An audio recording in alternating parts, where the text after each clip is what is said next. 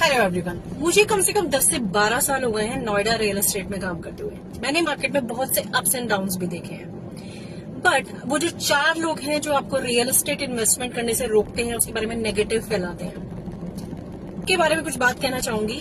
आप खुद सोचिए, आपके फ्रेंड्स, फैमिली या किसी ने भी, या फिर आपने भी नोएडा, दिल्ली, ग्रेटर नोएडा, यमुना या कहीं भी कोई रियल एस्टेट इन्वेस्टमेंट की है, क्या कभी आपने वो नुकसान में बेची है?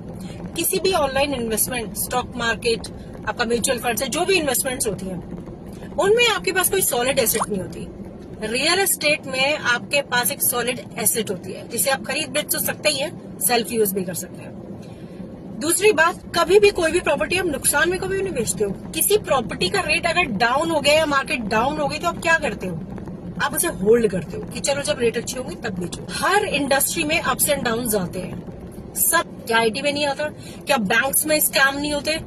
सब जगह कुछ ना कुछ नेगेटिव होता है। बट रियल एस्टेट इन्वेस्टमेंट एक ऐसी इन्वेस्टमेंट है जो कभी आपको नुकसान नहीं देती है। हो सकता है कम एप्रिसिएशन पे बेची हो, 50 लाख की खरीद के 60 या 70 में बेची हो, 1 करोड़ में ना बेची हो, लेकिन 50 लाख की प्रॉपर्टी किसी ने 45 लाख 40 लाख में कभी भी नहीं बेची है। नुकसान में कभी भी नहीं बेचते आप।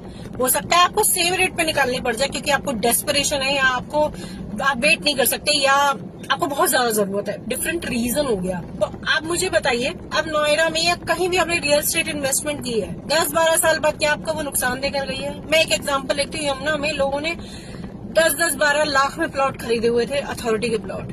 तब वहाँ डेवलपमेंट नहीं थी, और वही सबसे बेस्ट टाइम होता है इन्वेस्टमेंट करने का। रहने के लिए नहीं, इन्वेस्टमेंट करने के लिए। तो होराइजन अच्छा है तो ऐसे ही डेवलपिंग जगह में पैसा लगाइए, जहाँ डेवलपमेंट होने के बाद 10 से 15 साल बाद आपको उसका एक अच्छा अमाउंट मिले प्रॉपर्टी अप्रिसिएशन का, और होल्ड करने की जितनी कैपेसिटी होगी उतना पैसा आप कमाएंगे। और आप ही मुझे बताइए कि रिस्क कहाँ नहीं है? क्या रोड पे गाड़ी चलाते टाइम रिस्क नहीं? क्या बैंक्स में रिस्क नहीं होता? बैंक्स में स्कैम नहीं होते? कहाँ स्कैम नहीं होता?